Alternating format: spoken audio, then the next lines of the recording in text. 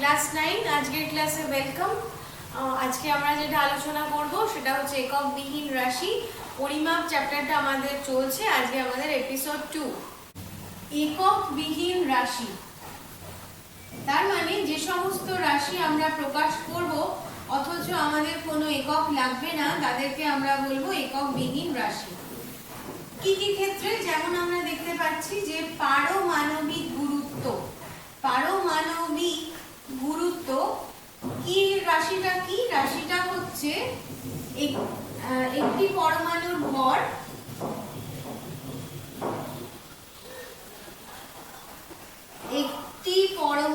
ভর divided by একটি hydrogen পরমাণুর ভর।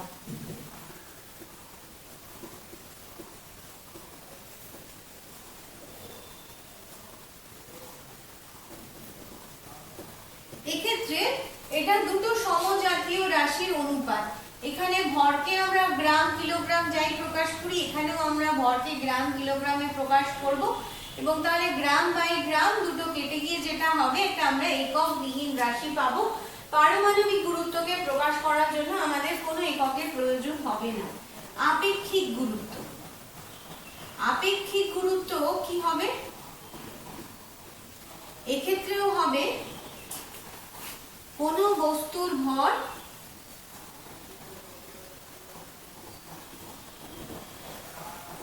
ডিভাইডেড বাই 4 ডিগ্রি সেন্টিগ্রেড উষ্ণতায় সম আয়তন জলের ভর। সম আয়তন জলের ভর। তাহলে আমরা দেখতে পেলাম যে যে সমস্ত রাশি দুটো সমজাতীয় রাশির অনুপাত, সেক্ষেত্রে সেই সব রাশির কোনো একক থাকে না, তাদেরকে আমরা এককবিহীন রাশি বলি। যেমন আমরা আলোচনা করলাম পারমাণবিক গুরুত্ব, আপেক্ষিক গুরুত্ব, সেরকম হচ্ছে আণবিক গুরুত্ব একটি এককবিহীন রাশি। আণবিক গুরুত্ব, বিকৃতি, এগুলো হচ্ছে এককবিহীন রাশি। তাহলে আরেকটা কি জানবো যে এককবিহীন রাশি মানে দুটি সমজাতীয় রাশির অনুপাত। দুটি সমজাতীয় রাশির অনুপাতের ক্ষেত্রে কি হবে? সেই রাশিগুলোকে আমাদের প্রকাশ করতে কোনো এককের প্রয়োজন হবে না।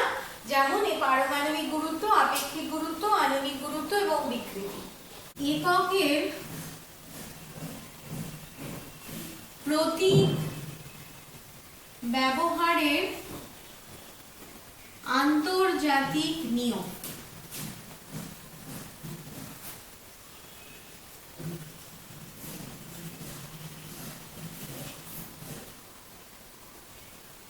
কোন এককে সংক্ষেপে কিভাবে প্রকাশ করব আমরা প্রতীকের সাহায্যে, তার একটা আন্তর্জাতিক নিয়ম আছে। যেমন যেসব একক বিজ্ঞানীদের নাম দিয়ে শুরু, যেসব একক বিজ্ঞানীদের নাম দিয়ে, সেক্ষেত্রে আমরা ব্যবহার করব ক্যাপিটাল লেটার। ক্যাপিটাল লেটার বা বড় হাতের অক্ষর ব্যবহার করব। যেমন নিউটন, এক্ষেত্রে আমরা প্রকাশ করব এন দিয়ে। কুলম কিভাবে প্রকাশ করব? সি দিয়ে, বড় হাতের সি।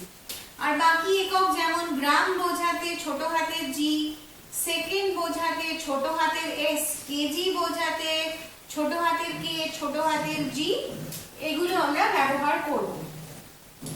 নাম্বার 2, আমরা রোমান হরফে লিখব, ইটালিক্সে রোমানে আমরা লিখব, ইটালিক্সে লিখতে পারবো না। রোমান মানে সোজা সোজা ভাবে লিখবো, যেমন একটু ব্যাকা ভাবে লেখা হবে যেটা ইটালিক্সে, সেটা আমরা লিখবো না। মিটার পার সেকেন্ড এইভাবে না লিখে আমরা সোজা লিখবো মিটার পার সেকেন্ড। আরেকটা, যখন আমরা ভাগ বোঝানোর জন্য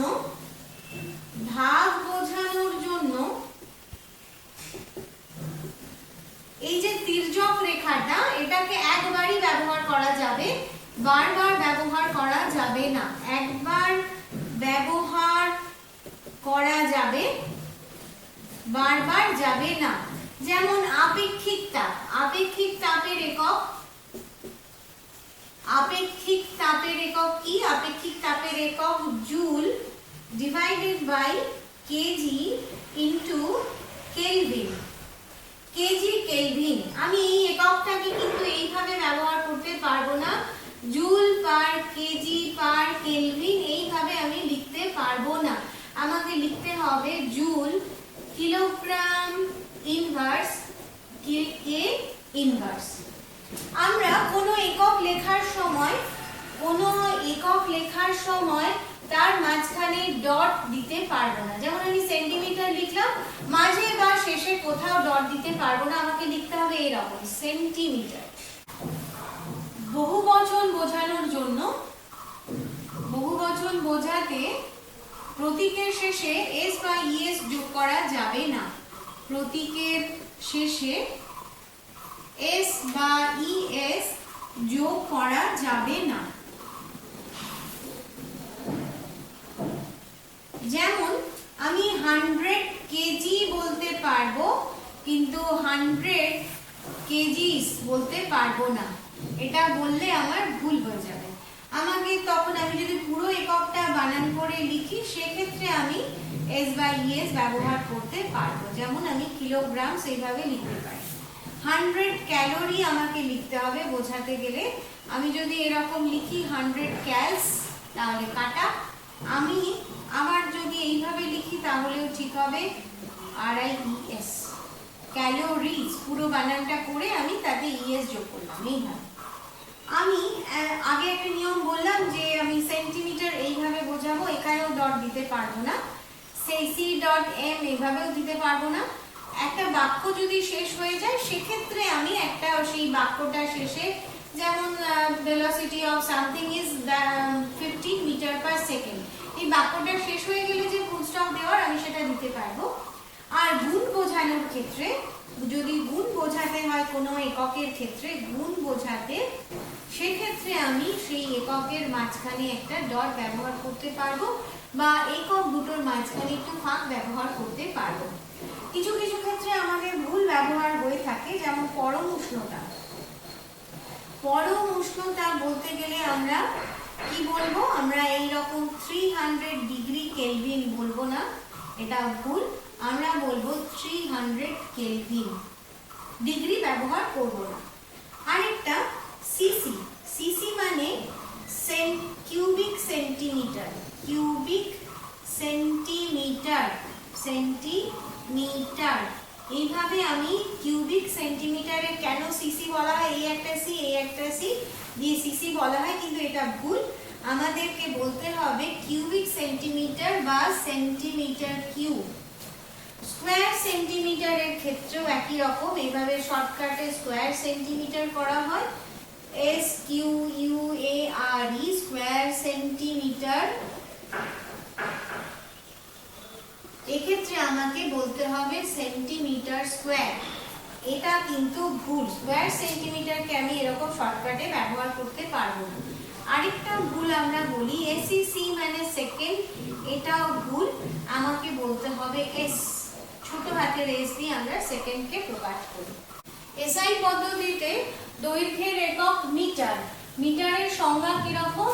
আলো শূন্য মাধ্যমে 1/299,792,458 সেকেন্ড সময়ে যে দূরত্ব অতিক্রম করে তাকে 1 মিটার বা মিটার বলে। মিটারকে আমরা এইভাবে সংক্ষেপে প্রকাশ করি, এটাই হচ্ছে প্রমাণ দৈর্ঘ্য, প্রমাণ দৈর্ঘ্য।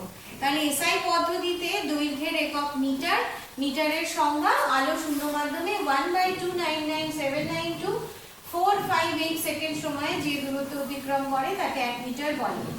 এসআই পদ্ধতিতে ভরের একক হচ্ছে কিলোগ্রাম। এসআই পদ্ধতিতে ভরের একক কি? ভরের একক কিলোগ্রাম। কিলোগ্রামের সংজ্ঞাও একই রকম ভাবে একটা সুন্দর সংজ্ঞা রয়েছে। যে কোনো ভরকে আমরা 1 কিলোগ্রাম বলতে পারবো না, সেটা হচ্ছে প্যারিস শহরে। প্যারিস শহরটা কোথায়? ফ্রান্সে। প্যারিস শহরে, ফ্রান্সের প্যারিস শহরে আমি লিখে দিই, ফ্রান্সের প্যারিস শহরে ইন্টারন্যাশনাল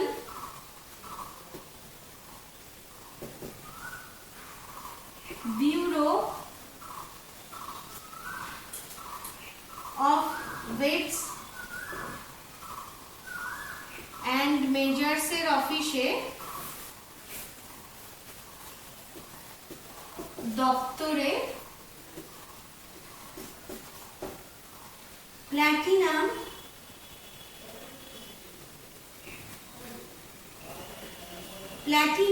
ইরিডিয়াম সংকর ধাতুর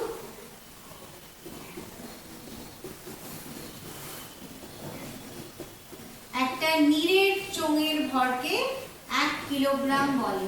নিরেট চোঙের ভরকে 1 কিলোগ্রাম